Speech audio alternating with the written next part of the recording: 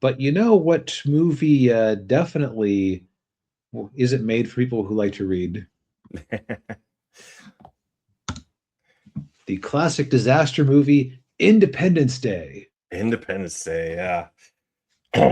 Yeah, I don't know about you, DB, but I remember when this movie came out and all the hype that was around it. Oh yeah, Um, the commercials were great. I ended up seeing it at like my family had a habit of going to this Last Chance theater near us.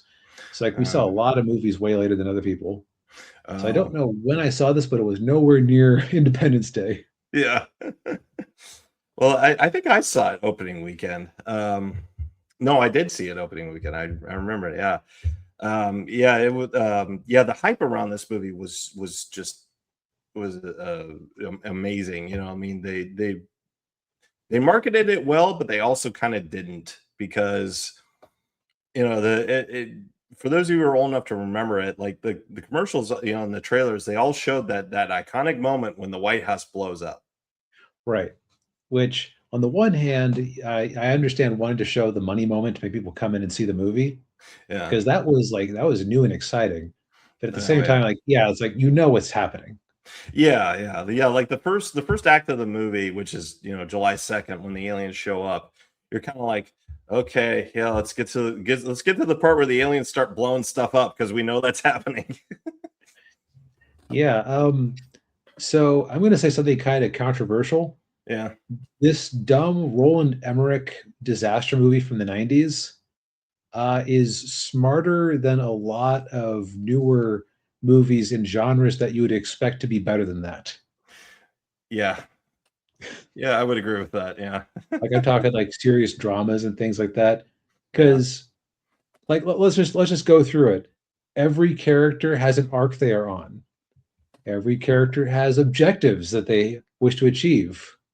Hmm. Every character has an at least somewhat distinctive personality. You very quickly understand what every character is about, even though there's a bit of exposition to it. But that's okay because when you have a plot with this many characters in it, you kind of have to be blunt at times. That's true. Yeah. Yeah. And Um, yeah. okay, so go ahead. No, I was just gonna say, yeah, like and they're quirky characters too. Like some of them are like Jeff Goldblum's character is just he's quirky. He Right. which is I guess par for the course for Jeff Goldblum, but yeah. Which works really well because they pair him with his dad, Oh, played by Judd Hirsch, who's yeah. playing kind of a Jewish stereotype, but it's like a lovable Jewish stereotype. Oh yeah, yeah. Like the Manhattan guy who is just very sardonic Yeah. and has Yeah. a dry wit to him. Oh yeah, yeah. He's like, you have divorced. Move on, David. That's not healthy. It's been 4 years. It's been 3 years. 30 years. Yeah, yeah. Yeah, or like he's playing chess with Jeff and with a Goldblum, and it's like a checkmate. What that isn't checkmate. Oh, that's a checkmate. Oh yeah, that's true. All Yeah. Yeah, right. and of course Goldblum is also a big environmentalist too. So he's got the styrofoam cup. He's like, do you know how long it's going to take for that cup to decompose? Yeah. So okay. So overall premise of the movie, because I realized we kind of were assuming people knew about it. Yeah, Aliens show up in a spacecraft about a quarter the size of the moon. This spacecraft divides up into, I want to say, 15 smaller subcraft yeah, plus a larger craft that stays in orbit. And they settle over a bunch of major Earth cities, and nobody's quite sure what to make of it since they aren't trying to communicate. It turns out they do not come in peace. yeah. No, they don't. And of course, they realize that a little too late. Although Jeff Goldblum actually figures it out because he working for his TV cable company, their satellites picked up the signal in there, and he says, "Oh, it's going to disappear in 7 hours." And I was like, "Well, that's actually the countdown to when they're going to blow everything up." Right. Now, there's a bit of yada yada in here where you have to kind of like, okay, he figured it out because X. Yeah, Um, or yeah, he kind of figured out because he had to. Yeah. But it is a breezy enough movie that you don't have a whole lot of time to ask questions like that. Yeah. Yeah, that's true. Yeah, and of course, our other cast of characters, you got Bill Pullman playing the President of the United States, Thomas Whitmore, who I kind of liken him to like John F. Kennedy. Yeah, actually, that's a good analogy. Young war hero who comes in and is kind of seen as a waffler when he's just trying to like make things happen in DC. Right. Yeah. And of course there's a clip in there where they're watching the McLaughlin Group, which I don't know if anyone over the or under the age of 35 remembers the McLaughlin Group. It was one of those political roundtable discussion shows. I think it was on PBS. And I recognized the couple two of the pundits that were on there. They were actually the Democrat or the liberal ones, and they were just trashing them. Which makes you wonder if you know his politics. Yeah, Or if he exactly. was just that weak. Oh yeah, either or. Yeah. But yeah, so you got him, and then of course his chief of staff. What was her name? Connie. And that's Jeff Goldblum's ex-wife. Yeah. And yeah, there's some. And she left him to go work for the president's campaign. Yeah. And apparently Goldblum didn't care for this because he thought they were cheating, and he punched him out. Well, you punched out the president? He wasn't the president yet. He wasn't the president. Yeah. Yeah. And yeah. So yeah, and then of course rounding out the cast of characters, of course, I guess you could say the star of the movie, Will Smith, who plays Captain Stephen Hiller of the United States Marine Corps. He's a fighter pilot. Living in LA with his girlfriend, played by Vivica A. Fox, and her son. What was the son's name? I can't remember. Dylan. Dylan. Yeah, Dylan. By the way, real quick side note: Dylan and the president's daughter are in the second movie. They're like the main characters in that one. And as we know, that was a wonderful movie that was beloved by all and totally necessary. Oh yes, absolutely. Yeah. Didn't make me want to pull my hair out when I was watching it in the theater. Not even a little bit. Yeah. But yeah, so he sees the spaceship, and of course, the one hovering over LA. Oh, another character I forgot to mention. I can't believe I forgot him. Randy Quaid's character, Russell, who is a alcoholic crop duster. Yep. Who claims he was abducted by aliens, and of course the townspeople like to make fun of him. Say, "Oh, they probed him while he was up there." Oh yeah. By the way, interesting thing that has occurred to me: they never, to my mind, 100% define if he was actually abducted by aliens. No, they don't. Yeah. Like, it is possible that aliens just happened to exist, and he was a crazy person who saw something weird while he was drunk one night. No, yeah. Like that really struck me, because that would actually make more sense, because it's not like the aliens sent a ship that crashed into Area 51. By the way, we're going in with spoilers for this movie. Oh yeah. They did have a captured ship in Area 51. So it's like they had sent a scout plane out before, or scout ship out before, but it's not like they necessarily were known to have been doing this for a while. So it could have been that was a one-off, and then Quaid's character just had an episode. Yeah. Yeah, I although when I was a kid, I always assumed that he actually was abducted by aliens, but I always did too. But I guess I mean that on this watch through, I was paying attention to it, and I just realized that was he just insane and happened to be right? It's not impossible. Yeah, anything's possible. Yeah.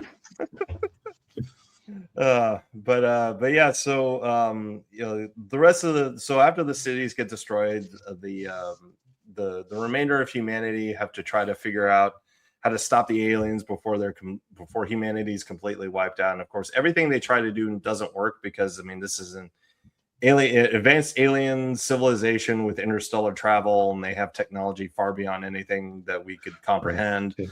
And they have energy shields. And they have energy. Yeah, they have energy shields and energy weapons. Yeah. Yeah. And And I do like the progression of how they tried to do it. Although, okay, so I think that even if the alien ship hadn't had energy shields, a bunch of air-to-air missiles on fighter jets would not have put a meaningful dent in something large enough to basically block the sun out of Los Angeles. oh yeah, yeah. Well, yeah, and then that happened in the last battle where they were running Yep. out of missiles, and they just it was not doing they weren't doing the job. Right, they had to hit the weak spot. Yeah. Um, but and then of course they go to nukes, which is actually a nice. Like so many of these movies, they always go, "Oh, we can't escalate to nukes because X, Y, Z." Yeah. Like no, like if this was the situation, somebody would try it, even though it failed miserably. Yeah, yeah. Well, I mean, even if the Americans didn't try to do it, the Russians would have tried it at some point, or Indeed. yeah.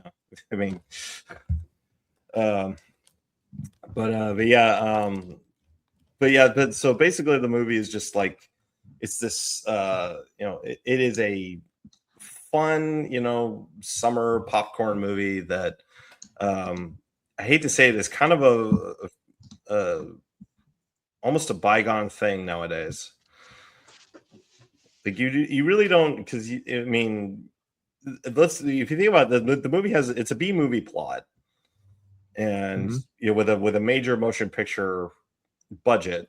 And if I recall correctly, I think this movie was the highest grossing movie of '96. And this movie was an event. Like, for those of you who weren't old enough to have seen this movie in the theater, or like it was like Avengers Endgame.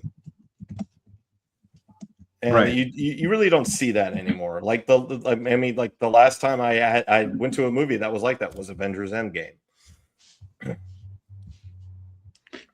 Yeah, like it's still like here's the thing about it. It's a very dumb movie, but it's like it's dumb in a smart way, I guess is how I'll put it. Yeah. Because it's like, okay, like the whole plot line where they have to upload a computer virus from an Apple computer into the alien mothership to shut off the shields for all the other ships. Yeah. It's like on the one hand, it's kind of seems like a silly design for them. On the other hand, it's like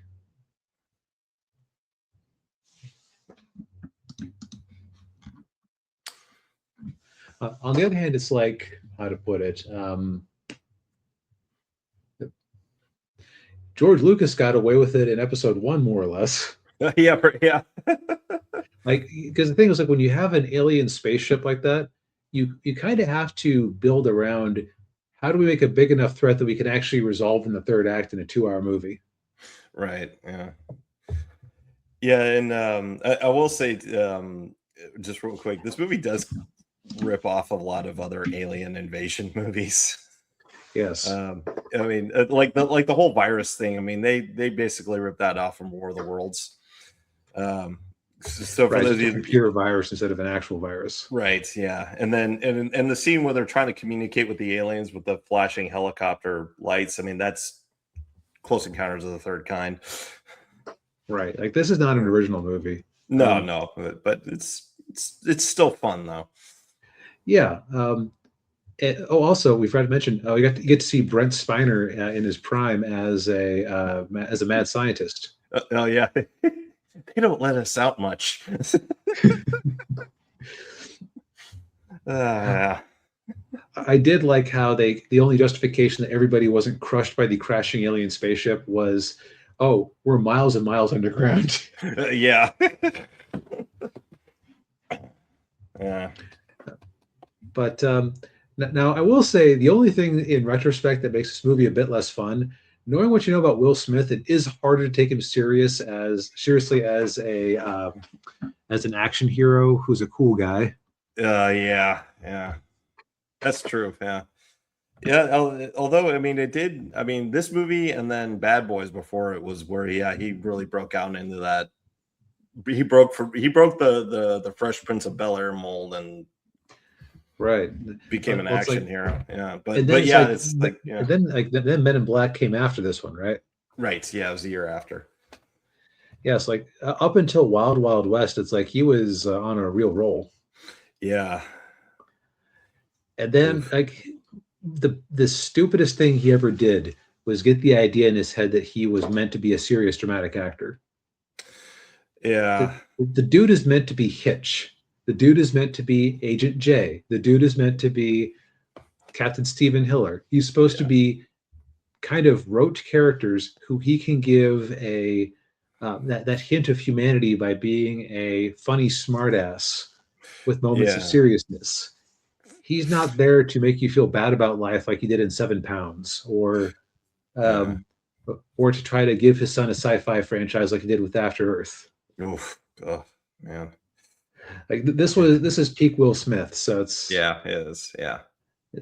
the best he'll ever give us Yeah, that's true. because And he stays in his lane. oh yeah, yeah. Although he was smart enough not to do the sequel.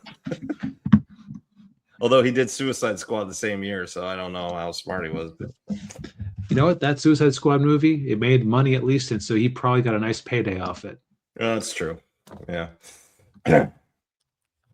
but yeah, yeah, go check this movie out if you haven't already, or give it a rewatch if it's been a while since you've seen it. Currently Yeah, on Netflix. Yeah. yeah, it's a great fun. Yeah. It's just I don't really have a whole lot of notes for this movie because Yeah. I think that if you tried to make it too smart, you would ruin the cheesy fun of it.